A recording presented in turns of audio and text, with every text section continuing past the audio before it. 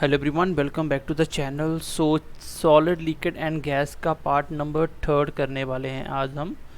तो पहले 2 क्लासेस में मैंने आपको इसका बेसिक पढ़ा दिया, कुछ आपको प्रॉपर्टीज़ बता दी, काइनेटिक एनर्जी कैसे सॉलिड लिक्विड गैस में वेरी करती है, डिफ्यूज़न क्या होता है, कंप्रेसिबिलिटी क्या होती है, mass, volume, shape, inter particle distance क्या होता है, इंटर पार्टिकल फोर्स क्या ऑफ अट्रैक्शन क्या होती है, डेंसिटी क्या होती है। तो ये कॉन्सेप्ट मैंने आपको पढ़ा दिए। तो आज हम जो पढ़ने वाले हैं गाइज, ये है हमारा change of state of matter. Most important यहाँ से एक क्वेश्चन पूछा जाता है। क्या है ये? मोस्ट इम्पॉर्टेंट है, पहले ही बता देता हूँ इसको।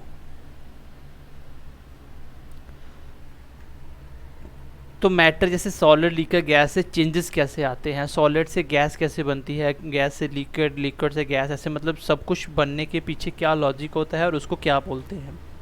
जैसे आपको पता है कि अगर मैं एग्जांपल लूँ पानी की, H2O, अगर मैं पानी की एग्जांपल लूँ तो पानी आपको आइस की फॉर्म में भी मिलेगा, पानी आपको लिक्विड की फॉर्म में भी मिलेगा, एंड देन आपको वो वेपर की फॉर्म में भी मिलेगा। यहाँ तक तो सबको क्लियर होगा, ठीक है। वेपर जिसको आप गैस बोल सकते हो, तो आइस मतलब जिसको आप सॉलिड बोलते हो, और लिक्विड जिसको आप पानी बोलते हो, H2O, मतलब पानी की तीनों स्टेजेस होती हैं। तो कॉन्सेप्ट ये होता है कि सर जो लिक्विड और सॉलिड होता है वो एयर में मिक्स क्यों नहीं होता है।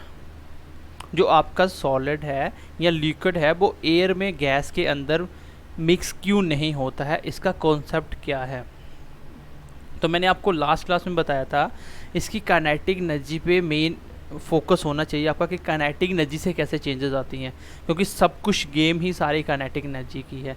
मान लीजिए ये एक बर्तन है, इसके अंदर कोई सॉलिड चीज़ पड़ी है, जब मान लीजिए चलो सॉलिड चीज़ पड़ी है, उसके पार्टिकल पास पास होंगे, ठीक है, पार्टिकल बिल्कुल पास पास होंगे। ये है आपका सॉलिड।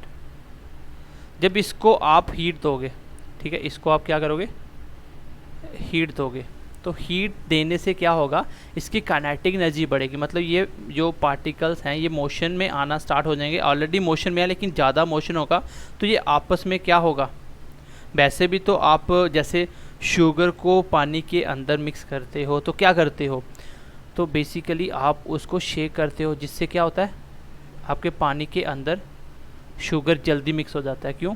क्योंकि इसके पार्टिकल और इसके पार्टिकल जब आपस में घिसते हैं तो क्या होता है, हीट प्रोड्यूस होती है माइक्रोस्कोपिक लेवल के ऊपर, और उसी हीट की वजह से ये धीरे धीरे दोनों की काइनेटिक एनर्जी सेम हो जाती है। जब काइनेटिक एनर्जी सेम होती है तो वो दोनों चीज़ें आपस में मिल जाएंगी। जब दोनों के मोशन सेम हो जाएंगे तो आपस में मिल जाएंगे। गैस का मोशन अलग होता है, सॉलिड का अलग, लिक्विड का अलग होता है, ठीक है। सबसे ज़्यादा काइनेटिक एनर्जी किस में होती है ये आपको कमेंट सेशन में बताना है, ठीक है, ये आपको कमेंट सेशन में बताना है। तो ये तो कॉन्सेप्ट मैं आपको सिखा ही चुका हूँ ऑलरेडी। तो क्वेश्चन मेरा ये था कि आपका सॉलिड या आपकी जो लिक्विड है वो गैस में क्यों नहीं मिक्स होती। वो वजह यही है सर, इनकी काइनेटिक एनर्जी उसके साथ मैच नहीं कर पाती है, जिसकी वजह से ये मिक्स नहीं होता है। अब क्वेश्चन यहाँ से देखो क्या आता है, क्वेश्चन ये आता है कि आपकी एक चीज़ मान लीजिए सॉलिड है,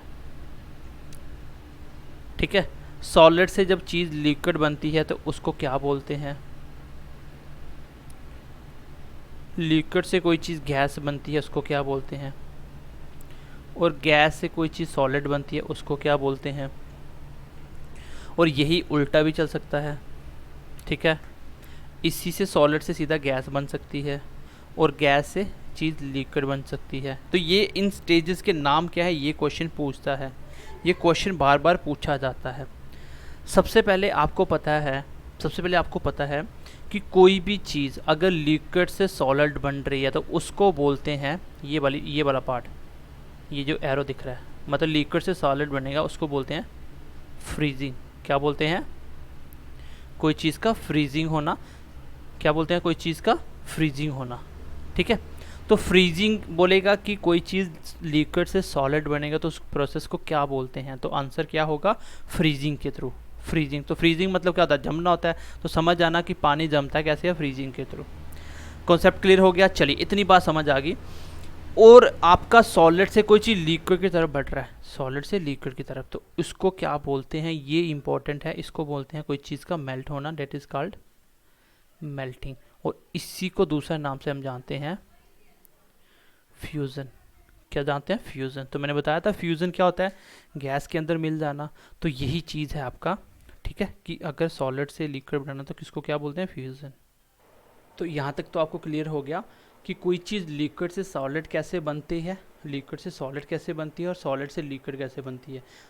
तो लिक्विड से सॉलिड कैसे बनती है, फ्रीजिंग के थ्रू, फ्रीजिंग के थ्रू।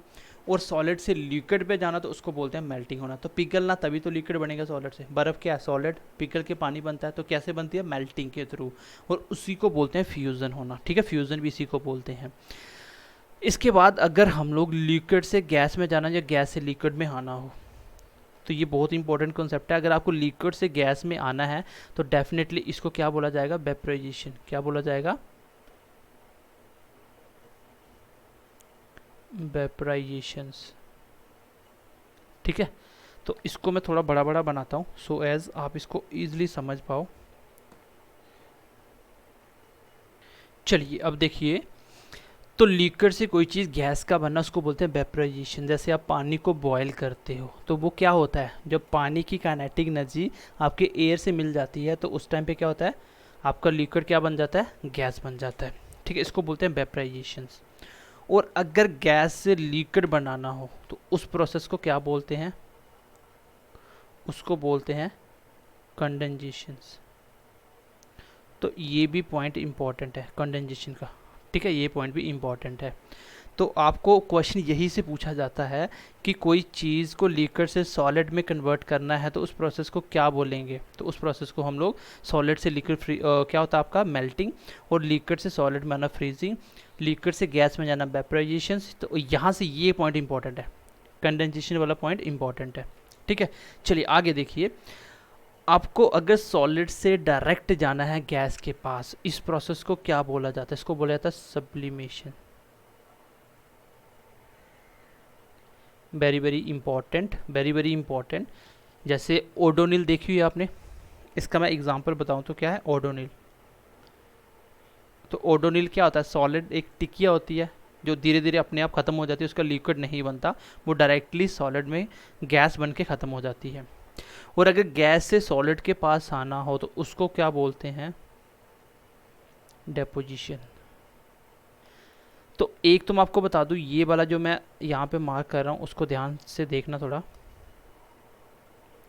एक तो ये वाला इंपॉर्टेंट है, एक ये इंपॉर्टेंट है, एंड एक ये ही इंपॉर्टेंट है, क्योंकि ये बच्चों को पता नहीं होता है, ठीक है, ये बच्चों को पता नहीं होता, ये इंपॉर्टेंट है।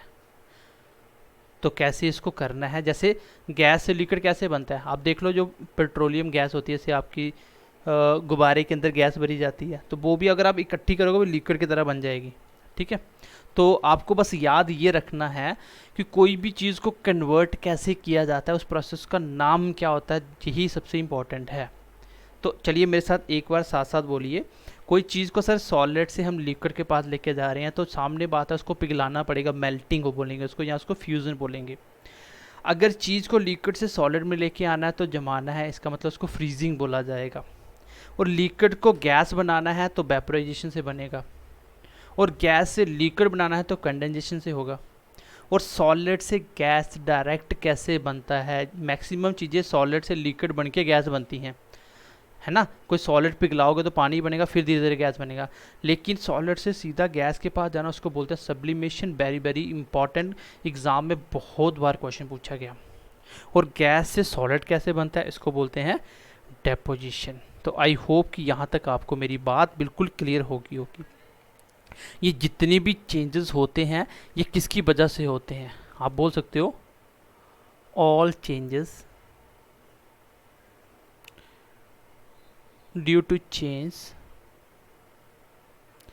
इन टेम्परेचर। क्योंकि एक ही सबका कॉन्सेप्ट है, कॉन्सेप्ट सबका एक है, बस काइनेटिक एनर्जी सेम बनानी है, उसके बीच का जो गैप है वो कम ज़्यादा करना है, उसका मोशन लेके आना है। तो मेन चीज़ वही है, उसी के चेंज होने से तो स्टेज चेंज होती है। जैसे मैं यहाँ पे लिखवा भी देता हूँ, ये है आपका, क्योंकि यहाँ से क्वेश्चन कैसे पूछा था वो भी बताता हूँ। तो आपको पता है सॉलिड के पार्टिकल पास पास होते हैं,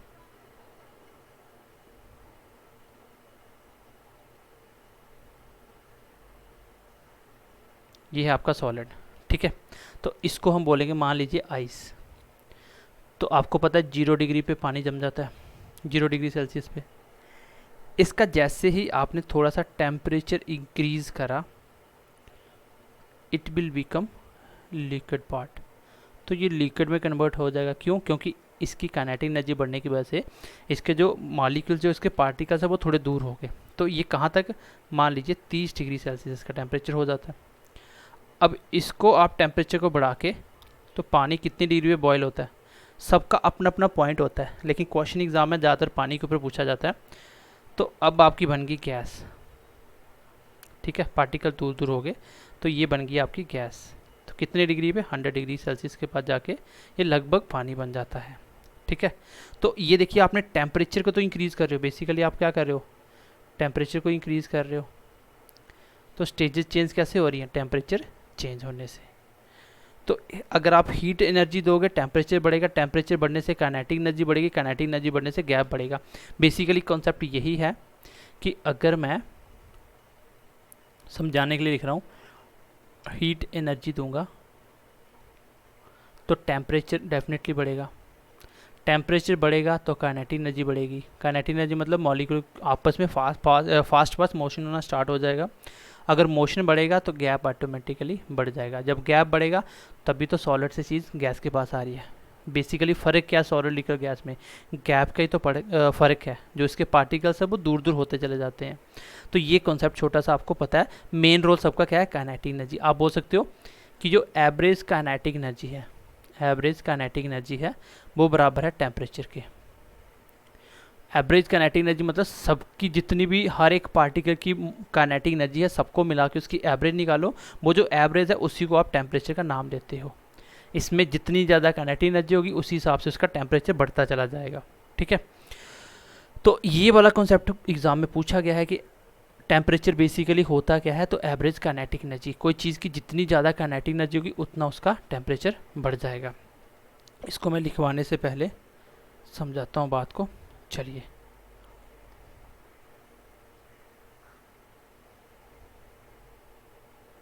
तो आई होप यहाँ तक आप मेरी बात समझ पाए होंगे। ये कंसेप्ट हो गया आपका डन। अब देखिए, मैंने अभी आपको क्या बोला, मैंने बोला कि आप बोल सकते हो कि जो एवरेज काइनेटिक एनर्जी है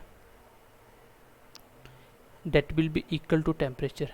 तो टेम्परेचर क्या है, टेम्परेचर क्या है, जो आपके पार्टिकल्स आपस में घूम रहे हैं जिसकी काइनेटिक एनर्जी बढ़ रही है, वही तो टेम्परेचर है। टेम्परेचर बढ़ने से काइनेटिक एनर्जी बढ़ेगी, ऐसे बोल सकते हो काइनेटिक एनर्जी बढ़ने से टेम्परेचर बढ़ेगा, दोनों एक ही बात है, ठीक है। एवरेज काइनेटिक एनर्जी ही आपका क्या है, आपका टेम्परेचर है। मतलब अगर आपको कोई बोले कि टेम्परेचर या हीट किसको बोलोगे, तो आप बोलोगे सर हर एक पार्टिकल की काइनेटिक एनर्जी प्लस करते जाओ, जितने भी पार्टिकल से सबकी काइनेटिक एनर्जी प्लस करो, और नीचे क्या करो, टोटल कितने पार्टिकल से उसके नंबर नीचे रख दो। ऐसे ही निकलती है एवरेज, टोटल बाय नंबर, यही होता है काइनेटिक एनर्जी निकालने का तरीका। तो ये है आपका सारा कॉन्सेप्ट। इसमें इंपॉर्टेंट ये वाला चार्ट बहुत ही इंपॉर्टेंट है कि changes of state of matter कैसे होते हैं, चेंज ऑफ मैटर कैसा होता है स्टेट के, तो जो के स्टेट ऑफ मैटर के चेंजेस कैसे होती है, तो वो कैसे होती है, ये मैंने आपको नीचे सारे पॉइंट बता दिए। एंड आई होप कि यहाँ तक आप सबको मेरी बात क्लियर होगी। टेम्परेचर बेसिकली किसको बोलते हो, एवरेज काइनेटिक एनर्जी को ही आप क्या बोलते हो, टेम्परेचर बोलते हो। तो यहाँ तक तो क्लियर हो गया। अब आगे एक दो पॉइंट और देखते हैं इंपॉर्टेंट। चलिए नेक्स्ट देखिए। चलिए गाइस, एक छोटा सा कॉन्सेप्ट सिखाता हूँ आपको, इंटरेस्टिंग है, ध्यान से समझना। एक बर्तन में आपने क्या लिया, ये लिया आपने आइस, और नीचे लगा दिया एक फ्लेम। यहाँ से आप हीट दे रहे हो, ठीक है। अब डेफिनेटली ये जो सॉलिड आइस है ये कन्वर्ट होगी पानी में, है ना, लिक्विड बनेगी। लेकिन एक चीज़ नोटिस करना होगा क्या, बेसिकली जब तक पूरा पानी नहीं बन जाएगा, देखो आप हीट दे रहे हो ना, लेकिन पानी गर्म नहीं होगा। आप हीट दे रहे हो लेकिन पानी गर्म नहीं होगा जब तक आपकी आइस पूरी कंप्लीटली क्या नहीं होगी, लिक्विड नहीं बनेगी। तो ऐसा क्यों होता है, आप खुद इसको एक्सपेरिमेंट करना घर पे। बर्फ़ डालना किसी बर्तन के अंदर, उसको नीचे गैस के ऊपर रख देना, देन उसको हीट करना। आप देखेंगे जब तक बर्फ़ का टुकड़ा बीच में दिखेगा तब तक वो क्या होगा, वो ठंडा ही होगा, 0 डिग्री ही उसका टेम्परेचर होगा। तो वो बीच में से जो टेम्परेचर हम दे रहे हैं, बाहर से जो एनर्जी दे रहे हैं, हीट एनर्जी, वो कहाँ जा रही है, वो कहाँ जा रही है, यही वो कॉन्सेप्ट होता है। इसके थ्रू हम बहुत सारी बातें जानेंगे, लेकिन आपको ये बात याद रखनी है कि 0 डिग्री ही आपका रहेगा temperature until ice completely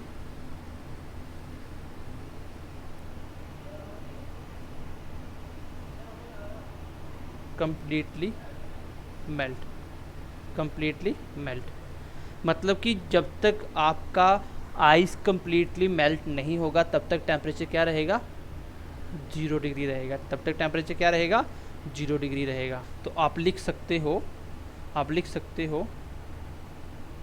temperature remain 0 degree until ice completely melt। ठीक है, MELT मेल्ट। तो टेम्परेचर 0 डिग्री ही रहेगा जब तक ये क्या होगा, आइस कम्प्लीटली मेल्ट नहीं होगी। ऐसा क्यों होता है इसका भी लिख लो, why temperature remain same during the change of state of matter. तो ऐसा क्यों होता है, चलिए ये भी लिख लीजिए। ऐसा इसलिए होता है, देखो इसको मैं थोड़ा सा छोटा करता हूँ और इसी पेज पे इसको ख़त्म करते हैं।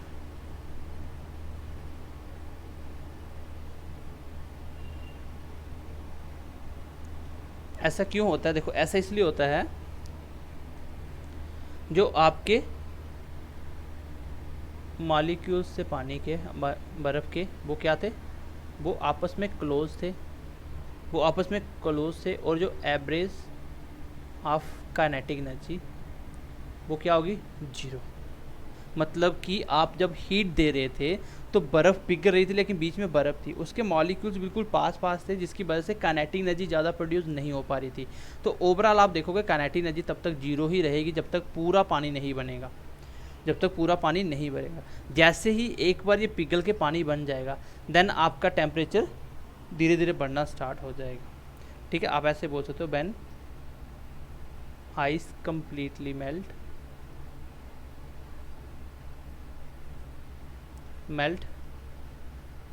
देन इट्स टेम्परेचर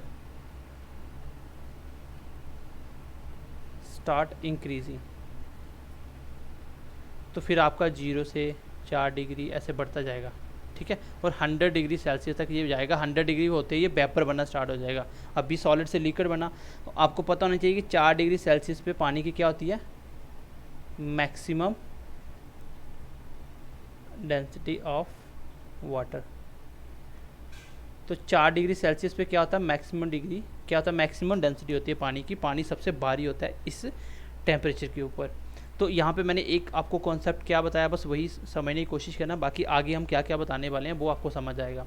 मैंने बोला कि जब आप चेंजेस ऑफ क्या करते हो, स्टेट ऑफ मैटर करते हो, change of state of matter करते हो, यहाँ से सॉलिड से लिक्विड बन रहा है, लिक्विड से गैस बन रहा है, जब भी ये चेंज होते हैं, उस चेंज होने के दौरान जो टेम्परेचर होता है वो कांस्टेंट रहता है।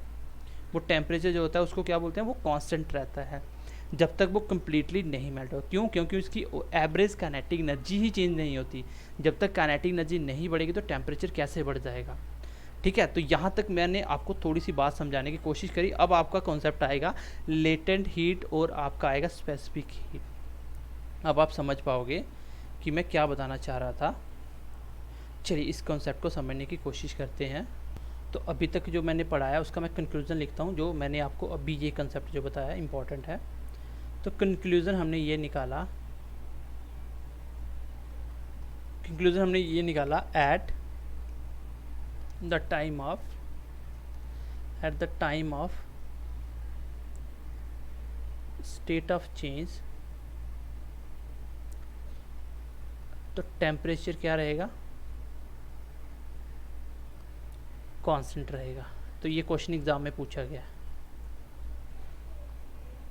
बोलेगा कि जब कोई चीज़, ऐसे बोलेगा, ऐसे नहीं बोलेगा कि चेंज ऑफ स्टेट के टाइम क्या होता है, सीधा बोलेगा जब कोई चीज़ सॉलिड से लिक्विड बनती है तो उस दौरान टेम्परेचर कितना होता है, इंक्रीज़ होता है, डिक्रीज़ होता है, सेम रहता है। तो आंसर होगा सेम रहता है। ये मैंने आपको बता दिया क्यों, ठीक है, क्योंकि ओवरऑल काइनेटिक एनर्जी इंक्रीज़ नहीं होती जब तक आपकी बर्फ़ पूरी तरह से नहीं पिघलती।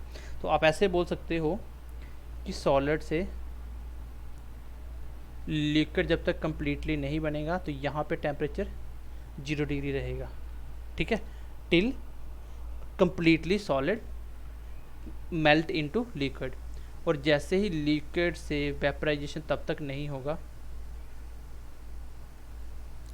वेपरेशन तब तक नहीं होगा 100 डिग्री सेल्सियस, मतलब 100 डिग्री जैसे ही होता है, आपको पता है कि लिक्विड क्या होता है, वेपर बनना स्टार्ट हो जाता है, 100 डिग्री सेल्सियस पे पानी बॉयल होता है, और ये 100 डिग्री से ऊपर नहीं जाएगा तब तक जब तक पानी पूरा ख़त्म नहीं होगा।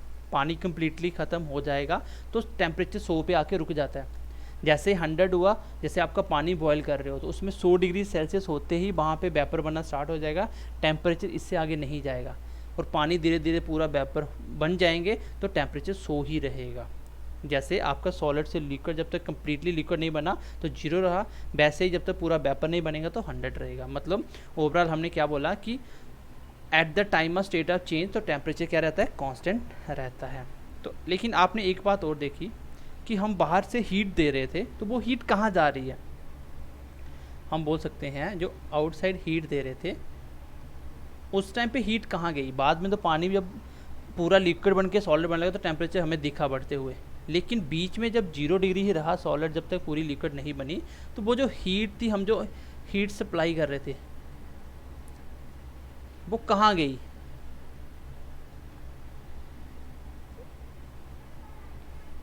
तो वो कहाँ गई, तो कहाँ जाती है वो।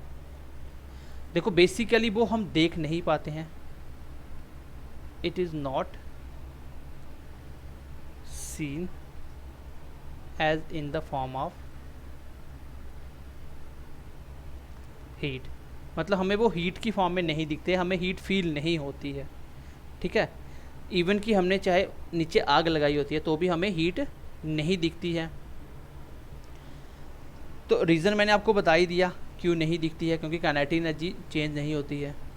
तो जो हीट जा रही थी, टेम्परेचर नहीं बढ़ रहा था, सॉलिड से लिक्विड बनती जा रही थी चीज़, बट हीट नहीं दिख रही थी। इस हीट को क्या बोलते हैं, इसको बोलते हैं सीक्रेट हीट। मतलब हमारे लिए कौन सी ये सीक्रेट हीट है, और इसी का नाम होता है लेटेंट हीट। क्या बोलते हैं इसको, लेटेंट हीट। तो लेटेंट हीट कौन सी हीट होती है, ये वो वाली हीट है जो हम बाहर से दे रहे हैं लेकिन हमें दिख नहीं रही। टेम्परेचर हमें बिल्कुल भी, अगर हम बर्फ़ को पानी बना रहे हैं तो आधी बर्फ़ है तो हम हाथ लगा देंगे तो चाहे वो आग नीचे जल रही है लेकिन हमें फील नहीं होगा, हमें 0 डिग्री टेम्परेचर ही दिखेगा। तो वो हीट कहाँ गई, उसको बोलते हैं सीक्रेट हीट, जिसका नाम है लेटेंट हीट। तो किस किस के टाइम पे लेटेंट हीट दिखेगी आपको, फील नहीं कर सकते, लेकिन लेटेंट हीट किस टाइम होगी, at time of fusion, at time of fusion. और आपको मुझे कमेंट सेशन में आंसर में बताना है फ्यूज़न कौन सा प्रोसेस होता है जब चीज़ किस में कन्वर्ट होती है। यहाँ बोल सकते हैं at the time of vaporization, Z लिख तो ऐसे लिख तो कोई फ़र्क नहीं पड़ता, वेपराइजेशन। तो इन दोनों के टाइम पे क्या हुआ, आपको लेटेंट हीट दिखेगी। ये लेटेंट हीट क्या काम करती है, ये लेटेंट हीट बेसिकली बीच में बॉन्डिंग को तोड़ने का काम करती है। जो आपके सॉलिड से पास इसके बीच में बॉन्डिंग बनी हुई है, इनके बीच की बॉन्डिंग को ब्रेक करती है ये लेटेंट हीट। इनकी बॉन्डिंग को ब्रेक करके धीरे धीरे ये लिक्विड बनाता है, लिक्विड से फिर गैस बनता है, तो वो लेटेंट हीट कहलाती है, ठीक है। हर एक चीज़ की लेटेंट हीट अपनी अपनी होती है, पानी की अलग होती है, वैसे आयरन ले लो, कुछ भी ले लो, सबकी अपनी अपनी लेटेंट हीट होती है। चलिए थोड़ा सा आगे बढ़ते हैं, नेक्स्ट देखते हैं थोड़ा। तो हम इसमें एक छोटा सा कंक्लूजन ये भी बोल सकते हैं, छोटा सा पॉइंट हम ये बोल सकते हैं कि हमें बेसिकली टेम्परेचर बढ़ाना कैसे बढ़ेगा, जब काइनेटिक एनर्जी बढ़ेगी। तो हम बोल सकते हैं जो पार्टिकल के बीच में जो बॉन्डिंग होती है, बॉन्डिंग वीक हो जाती है आफ्टर हीट। जो सॉलिड के पार्टिकल पास पास थे, इनके बीच में जो चिपक रहे थे, इसकी बॉन्डिंग वीक हो जाती है, जिसकी वजह से ये दूर दूर होना स्टार्ट होते हैं और काइनेटिक एनर्जी बढ़ती है, क्योंकि गैस की काइनेटिक एनर्जी सबसे ज़्यादा होती है। तो जो लेटेंट हीट थी वो क्या काम कर रही है आपकी, लेटेंट हीट क्या काम कर रही है, वो बॉन्डिंग को वीक कर रही है, जिसकी वजह से जब हम हीट करते हैं उसके बाद, और जब बॉन्डिंग वीक हो जाएगी, वो टूट के पास हो जाएंगे, तो हमारा क्या होगा, हमारा काइनेटिक एनर्जी इंक्रीज़ होगा। जब काइनेटिक एनर्जी इंक्रीज़ होगा तो डेफिनेटली टेम्परेचर अपने आप इंक्रीज़ होगा, क्योंकि काइनेटिक एनर्जी पे ही टेम्परेचर डिपेंड करता है। मैंने क्या बोला था, एवरेज काइनेटिक एनर्जी ही आपका टेम्परेचर कहलाता है। तो यहाँ तक मैंने आपको समझा दिया। दोनों बार प्रोसेस कब होता है, जब आप लोग सॉलिड को पिघला के लिक्विड बनाते हो या लिक्विड से वेपर बनाते हो, तो दोनों टाइम पे ये लेटेंट हीट काम करती है। ठीक है, तो अब हम पढ़ते हैं किसका कॉन्सेप्ट, स्पेसिफिक हीट का।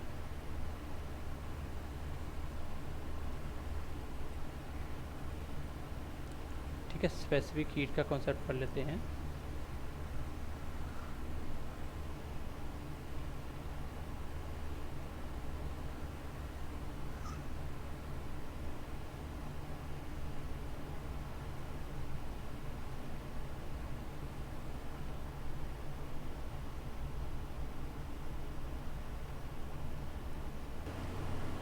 चलिए स्पेसिफिक हीट क्या होती है इसके बारे में जान लेते हैं।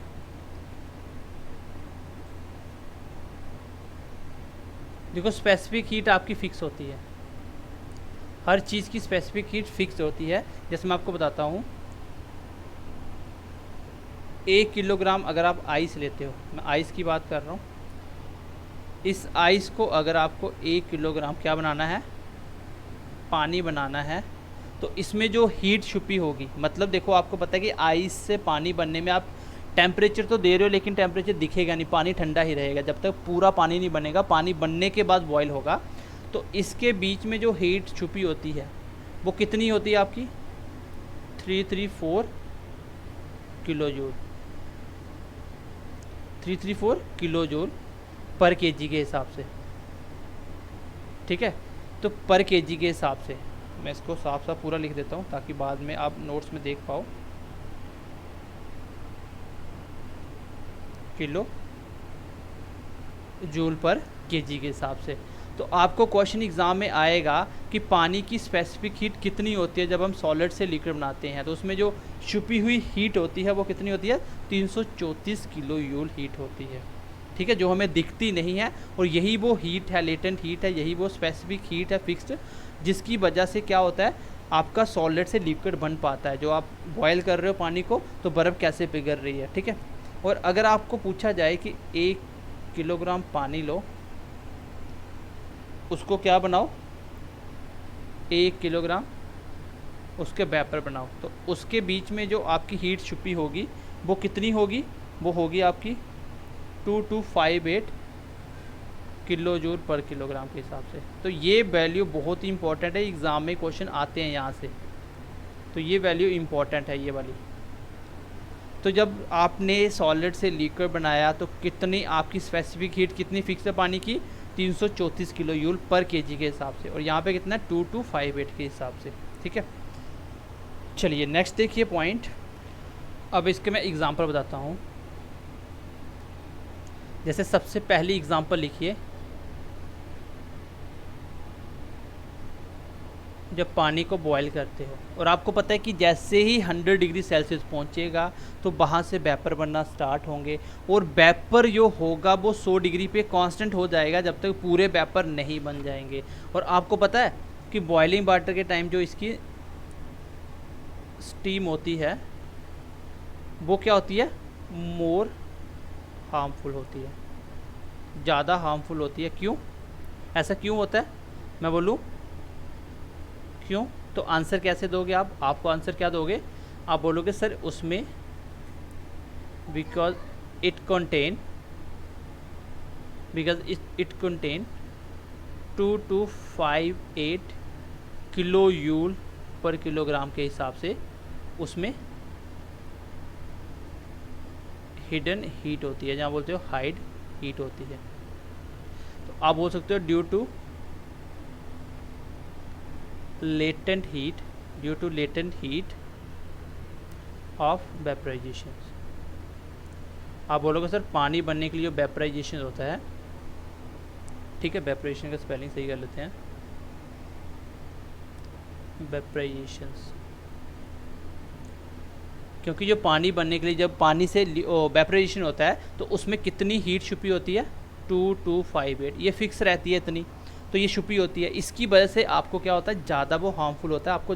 आपने देखा होगा जब मोमोज़ वगैरह बनते हैं तो उसकी स्टीम के ऊपर आप हाथ नहीं कर सकते, इवन कि आग में हाथ डाल दो तो आप तुरंत डाल के निकाल दो, कोई फ़र्क नहीं पड़ेगा। लेकिन अगर एक बार स्टीम में चला गया तो मुश्किल होगा। क्यों? क्योंकि उसमें जो उसकी जो स्टीम बन रही है, उसके वेपर बन रहे हैं, उसमें कितनी लेटेंट हीट है, 2258। अगर मैं एक एग्जांपल की और बात करूं तो समझ जाओगे। जैसे मैं बोलता हूं, जैसे गर्मियों के टाइम पे हम क्या करते हैं, we sprinkle water on roof. हम छत के ऊपर पानी डालते हैं, है ना। जब ज़्यादा गर्मी होती है तो हम छत के ऊपर थोड़ा पानी डालते हैं, जिससे छत क्या होता है, ठंडा हो जाता है। क्यों ठंडा हो जाता है, क्यों ठंडा हो जाता है? देखिए इसका भी कॉन्सेप्ट समझाता हूँ। क्योंकि पानी जो आपने डाला वो डालते ही क्या होता है, ख़त्म हो जाता है। आप देखो छत पे पानी डालो, जब गर्म होता है तो पानी ख़त्म हो जाएगा, है ना, थोड़ा सा धुआं की तरह दिखेगा आपको, वेपर बनेगा। वो कैसे वेपर बन जाता है? क्योंकि जो बीच में आपकी जो गर्मी की वजह से यहाँ जो लेटेंट हीट होगी, वो हीट कहाँ से ले लेगा? पानी जो आपकी किलोग्राम या किलो जूल, क्योंकि पानी को वेपर बनने के लिए इतनी हीट चाहिए ना, अब वो कहाँ से लेगा? जितना पानी फेंकोगे हर किलोग्राम जो हीट लेगा ना, जो आपका छत गर्म था वहाँ से इतनी हीट ले लेगा, ठीक है। कहाँ से ले लेगा ये? From roof.